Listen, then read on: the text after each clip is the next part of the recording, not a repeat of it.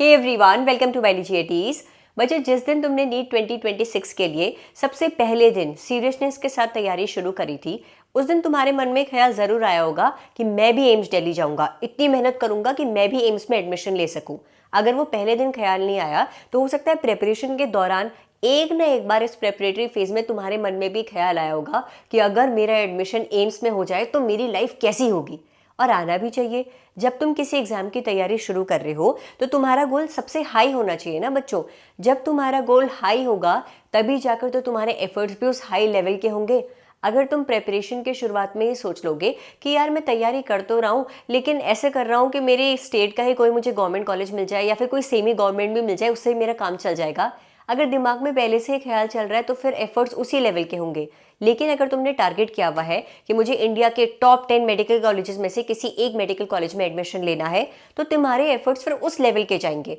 अगर पहले से ही अपना गोल इतना सेट कर रहे हो तो एफर्ट्स इतने तक ही जा पाएंगे, उससे ऊपर नहीं जाओगे, क्योंकि तुम खुद को उससे ऊपर जाने के लिए डिजर्विंग ही नहीं समझ रहे हो। लेकिन अगर तुमने टारगेट किया हुआ है कि भाई एम्स दिल्ली जाना है, चलो एम्स दिल्ली अगर नहीं भी होता है, टॉप 10 मेडिकल कॉलेजेस में से किसी एक मेडिकल कॉलेज का स्टूडेंट बनना है, तो तुम अपने एफर्ट्स उस लेवल के रखोगे बच्चों। और जहां तक मैं एम्स की बात कर रही हूं तो आओ तुम्हें एक आईना दिखाती हूं कि पिछले 5 सालों से एम्स में हर कैटेगरी में किस रैंक पर जाकर बच्चों को सीट अलॉट हो रही है। एम्स 2020, 2021, 2022, 2023, 2024 का डेटा मैं आप लोगों के सामने शेयर करने वाली हूँ बच्चों। सबसे पहले अगर हम एम्स 2020 की बात करें, आप लोगों को टॉप 9 एम्स का मैं ट्रेंड एनालिसिस शो करवा रही हूँ कि पिछले 5 सालों में टॉप 9 एम्स में किन किन सीटों पर आखिरी सीट बच्चों को अलॉट करी गई है। Unreserved category AIIMS Delhi 705 rank थे बच्चों, जिसमें लास्ट सीट अलॉट हुई है। ईडब्ल्यूएस कैटेगरी में 695, OBC 691, SC category 675, ST category 660।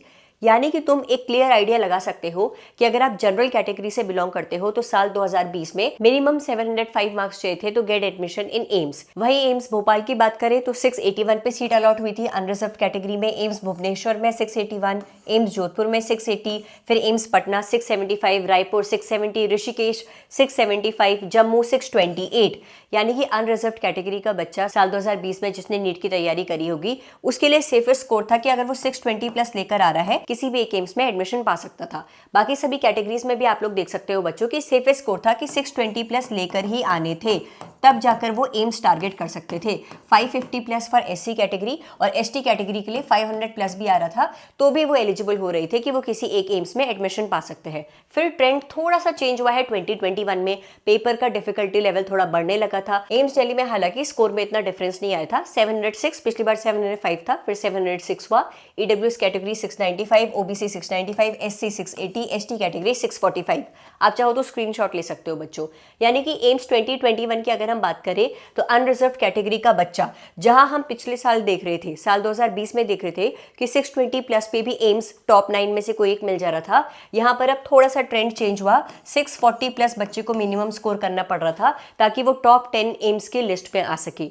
EWS category का बच्चा भी 630 प्लस उसे टारगेट करना पड़ रहा था। ओबीसी कैटेगरी का बच्चा 630 प्लस उसे टारगेट करना पड़ रहा था। एससी कैटेगरी का बच्चा 550 प्लस टारगेट करना पड़ रहा था और एसटी कैटेगरी के बच्चे के लिए 520 प्लस टारगेट करना हो रहा था। एम्स 2022 की बात करें, अनरिजर्व्ड कैटेगरी अगर आप टॉप 10 एम्स टारगेट कर रहे थे तो अब आप लोगों को 630 प्लस भी आप स्कोर कर रहे थे तो आप लोगों को एम्स के लिए आप एलिजिबल हो जा रहे थे। EWS category 630 plus minimum score चल रहा था। ओबीसी कैटेगरी 630 प्लस चाहिए था। एससी कैटेगरी की बात करें तो 550 प्लस मिनिमम स्कोर चाहिए था। एसटी कैटेगरी की बात करें तो 520 प्लस मिनिमम स्कोर चाहिए था। तुम देख रहे हो बहुत ज्यादा डिफरेंस नहीं आ रहा है, 5-10 नंबर का डिफरेंस आ रहा है जो कि हमें कम लग रहा है, लेकिन उस 5-10 नंबर के लिए भी कितनी रैंक में कंपटीशन होता है तुम्हें भी पता है बच्चों। तो अगर हम स्कोर के बेसिस पर बात करें तो अनरिजर्व्ड कैटेगरी हर बार अगर टॉप 10 एम्स में जाना चाह रहा है तो 620 प्लस उसे मिनिमम स्कोर चाहिए ही था। अब आते हैं थोड़ा लेटेस्ट ईयर्स में। AIIMS cut off for year 2023, AIIMS Delhi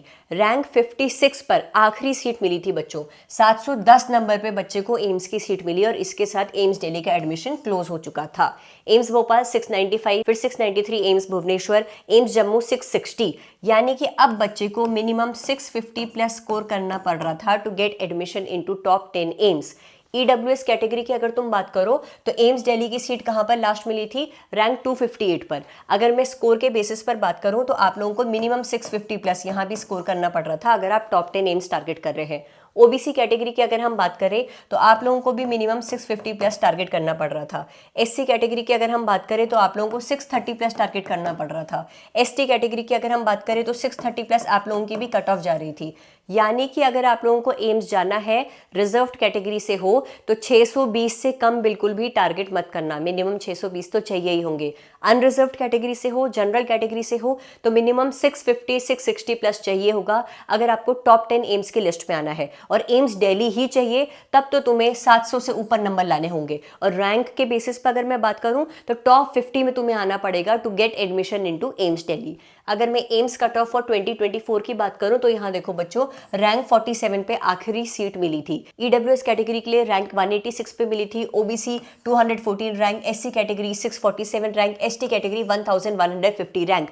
अगर तुम लोग एम्स दिल्ली टारगेट कर रहे हो फॉर ईयर 2026 तो आप लोगों की रैंक अंडर 50 होनी चाहिए अगर एम्स दिल्ली जाना है for general category. EWS category under 150 आप लोगों की रैंक होनी चाहिए, सेफेस्ट रैंक आप लोग टारगेट करेंगे। ओबीसी कैटेगरी अंडर 200 आप लोगों की रैंक होनी चाहिए, एससी कैटेगरी अंडर 650 तुम्हारी रैंक होनी चाहिए, एसटी कैटेगरी अंडर 1000 तुम्हारी रैंक होनी चाहिए। बाकी सभी एम्स के लिए क्या सेफेस्ट स्कोर है, क्या सेफेस्ट रैंक है, उसका डेटा मैंने आप सभी के सामने शेयर किया हुआ है। आप चाहें तो इसका स्क्रीनशॉट लीजिए, इसकी पीडीएफ मेरे Telegram channel biology at ease पर भी मैं आप लोगों को प्रोवाइड करा दूंगी। तो सिंपल सीधी भाषा में अगर मैं कहूं कि अगर आप लोगों ने टारगेट किया हुआ है कि मुझे एम्स टारगेट करना है, एम्स दिल्ली ना सही तो टॉप 10 एम्स में से किसी एक एम्स में तो मुझे जाना ही है, तो आप लोगों का सेफेस्ट स्कोर और सेफेस्ट रैंक क्या होनी चाहिए वो आप यहां से प्रिडिक्ट कर सकते हैं। बच्चों देखो, आप यूट्यूब पर कोई भी वीडियो देखोगे ना जहां पर अभी से वीडियो अपलोड करी जा रही है कि what will be the expected cut off for NEET 2026, वो सभी वीडियोस कैसे अपलोड हो रही है, इन ट्रेंड को देखकर ही अपलोड हो रही है। बच्चों इस ट्रेंड को देखकर तुम भी एक आइडिया लगा सकते हो कि हर साल कट ऑफ बढ़ती चली गई है। यहाँ पे 620 प्लस थी, फिर 640 प्लस गई है अगर मैं अनरिजर्व्ड की बात करूं, फिर ठीक है 630 प्लस गई क्योंकि पेपर इजी था, फिर 650 प्लस गई है 2023 की बात करें तो। 2024 में वो पेपर लीक वाला इशू हुआ था, तुम देखो 720 गई है क्योंकि बहुत सारे बच्चों ने 15-16 बच्चों ने 720 में से 720 स्कोर करे थे। अगर तुम्हें सेफेस्ट स्कोर टारगेट करना है अनरिजर्व्ड कैटेगरी का बच्चा, अगर तुम एम्स टारगेट कर रहे हो, चाहे वो एम्स दिल्ली ना भी हो, टॉप 10 एम्स टारगेट कर रहे हो, तो मिनिमम 680 प्लस तुम लोग टारगेट करना। ईडब्ल्यूएस कैटेगरी का बच्चा भी 670 680 की रेंज में मार्क्स टारगेट करना। ओबीसी कैटेगरी का बच्चा तुम लोग 650 प्लस मिनिमम टारगेट करोगे। एससी कैटेगरी का बच्चा मिनिमम 620 प्लस टारगेट करना। एसटी कैटेगरी का बच्चा मिनिमम 610 600 प्लस टारगेट करना। मिनिमम इतना स्कोर रखना ताकि तुम लोगों को अगर सच में एम्स जाना है तो तुम्हारी अभी से ही प्रिपरेशन उस लेवल की चल सके। बच्चों फिजिक्स, केमिस्ट्री, बायोलॉजी में से सबसे ईजी सब्जेक्ट जो बच्चों को लगता है वो है बायोलॉजी, और इस सब्जेक्ट में ही अगर अच्छे नंबर नहीं आए तो बहुत ज्यादा डिसअपॉइंटमेंट होती है। इसीलिए मैं अपनी तरफ से पूरी कोशिश कर रही हूँ कि फ्री ऑफ कॉस्ट तुम्हें बायोलॉजी के रिसोर्सेज में प्रोवाइड कराती रहूं।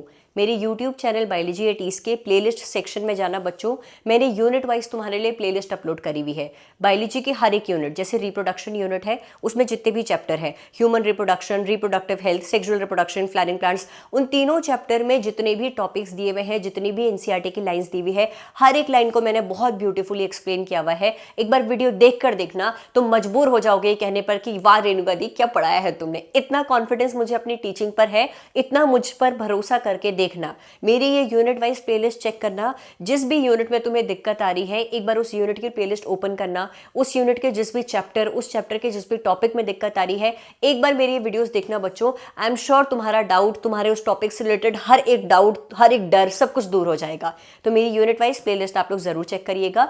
जेनेटिक्स एंड एवोल्यूशन की डिटेल एक्सप्लेनेटरी वीडियोस की प्लेलिस्ट भी मैंने अपलोड करी हुई है, तो मेरी जेनेटिक्स एंड एवोल्यूशन की डिटेल वीडियोस वाली प्लेलिस्ट भी जरूर चेक करना।